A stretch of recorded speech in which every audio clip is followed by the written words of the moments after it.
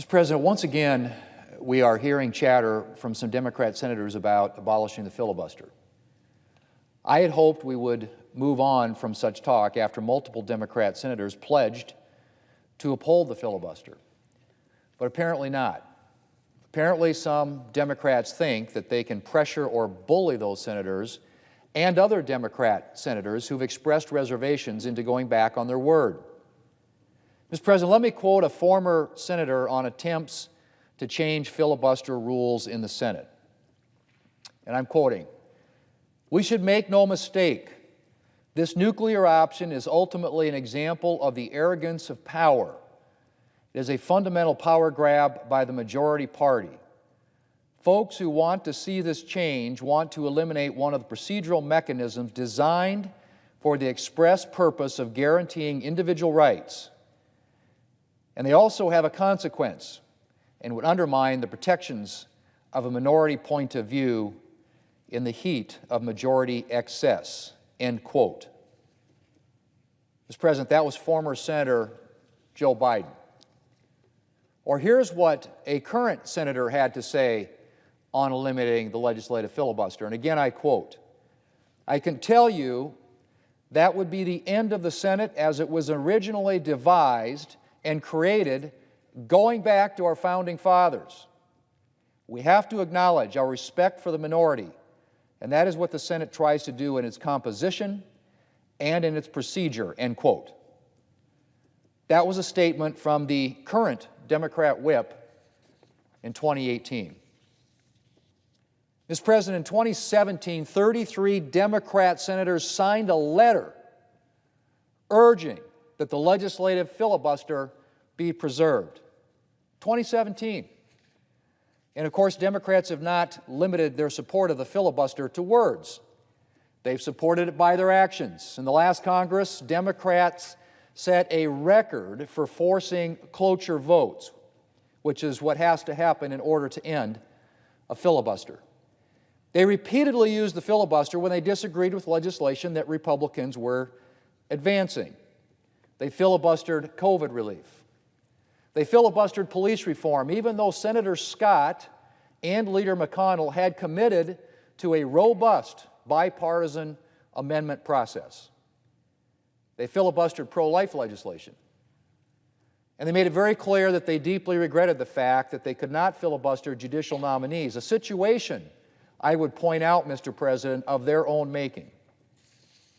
Even without the judicial filibuster, they used every tool at their disposal to slow down judicial nominations. So, Mr. President, as of last year, Democrats' actions clearly demonstrated their firm support of the filibuster. But now that they've actually taken power here in Washington, albeit by the slimmest possible majority, they're pushing to get rid of it. Democrats, of course, would like people to believe that this is a principled change, that all of a sudden they've realized that it's really much better for the country if the majority party gets to do whatever it wants when it's in charge.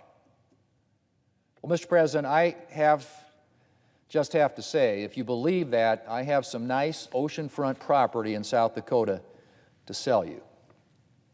I doubt that there is anyone anywhere in the country who seriously thinks that the Democrats' dramatic 180-degree turn on the filibuster is a principled reversal of their previous position. No, Mr. President, this isn't about principle. It's partisanship. It's political expediency. Democrats' principles haven't changed. Their power in the Senate has. They're in charge now, and they don't want anything holding them back, like that pesky Senate rule that they've used so often to their advantage. Mr. President, the truth is Democrats want a one-sided advantage. Last year, they were perfectly happy to exercise their rights as a minority and filibuster any Republican legislation they didn't like. But now that they're in charge, they want to deny the minority Democrats, the minority, I should say, a right Democrats repeatedly exercised when they were in power. And they're apparently too short-sighted to see that their proposal could be turned back on them in an instant. When Democrats abolished the filibuster for judicial nominees, Leader McConnell warned Democrats that they would reap the whirlwind. And they did.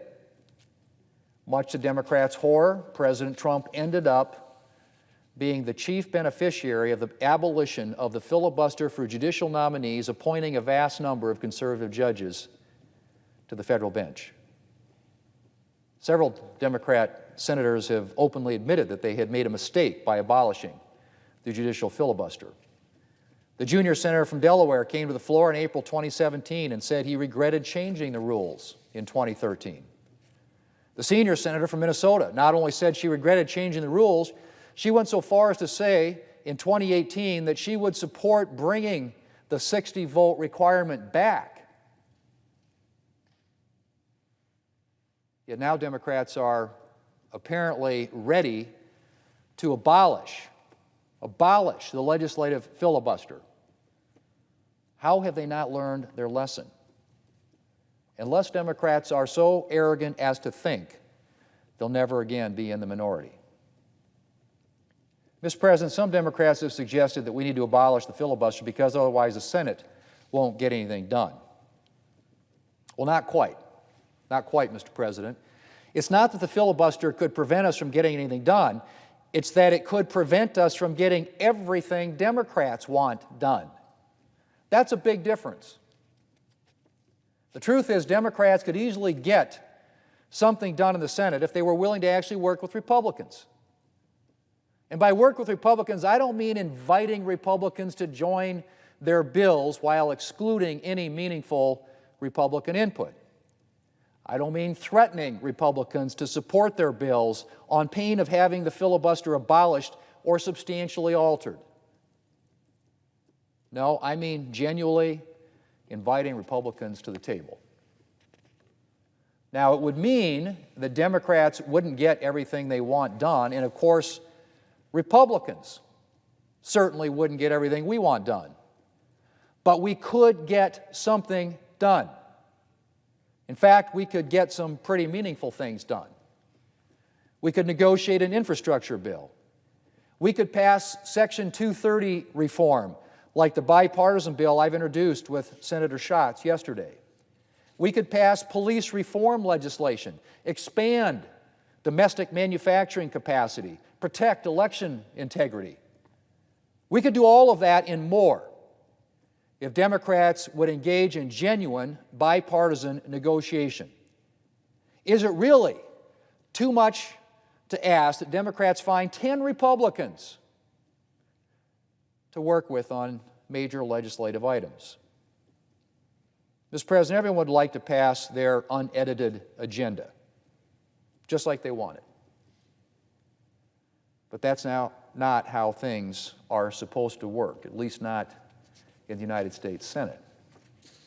And it's certainly not how it's supposed to work when, like Democrats, you barely have a majority. The Senate, and indeed our whole system of government, was designed to prevent a partisan majority from steamrolling through its unedited, unchecked agenda. Now, let's just talk for a minute about the purpose of the Senate, Mr. President. Actually, let me take a step back and talk about the purpose of our whole system of government. Our founders established not a pure democracy where the will of the majority reigns unchecked, but a democratic republic. It was their intention to combine majority rule with representation and protection for the minority. Why? Because the founders knew very well that it wasn't just kings who could be tyrants. They knew that majorities could be tyrants too, and that a majority of citizens could easily trample the rights of the minority. So they put safeguards in place throughout our government, checks and balances to keep the government in check and ensure that minority as well as the majority rights were protected. And Mr. President, one of those safeguards was the United States Senate.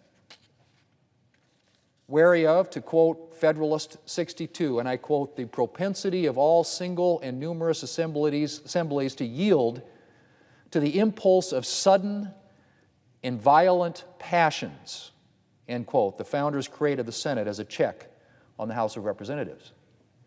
They made the Senate smaller and senators' terms of office longer with the intention of creating a more stable, more thoughtful, and more deliberative legislative body to check ill-considered or intemperate legislation and attempts to curtail minority rights. And as time has gone on, the legislative filibuster has become a key tool in preserving the founders' vision of the Senate. The filibuster does indeed make it harder to get legislation through the Senate. And Mr. President, that's a good thing. That's what the founders intended. The Senate was not designed to be a rubber stamp for a partisan agenda. It was intended to check partisanship, or as the founders might put it, faction. Now, Mr. President, does the filibuster sometimes stop good legislation from getting passed? Of course it does. Last Congress, it stopped us from passing legislation to protect unborn babies who can feel pain from being killed by abortion. The failure of the Senate to pass that bill, in my view, was a tragedy. But just as you don't abolish the burden of proof in criminal cases just because some criminals sometimes escape justice for a lack of evidence, you don't permanently remove protections for minority rights because you might be able to force through a good piece of legislation. Mr. President, in 2005, when some Republicans were suggesting eliminating the filibuster for judicial nominees, then Senator Joe Biden said, and I quote, "I say to my friends on the Republican side, you may own the field right now, but you won't own it forever. I pray God, when the Democrats take back control, we don't make the kind of naked power grab you are doing," end quote. Fortunately, Mr. President, in 2005, Republicans didn't take that step. And in 2017 and 2018, when President Trump was pushing for Republicans who were in the majority at the time to abolish the legislative filibuster so he could push through our agenda, and we could push through our agenda, we said no. For the future of the Senate and our system of government, I pray, Mr. President, that Democrats will make the same decision. Mr. President, I yield the floor.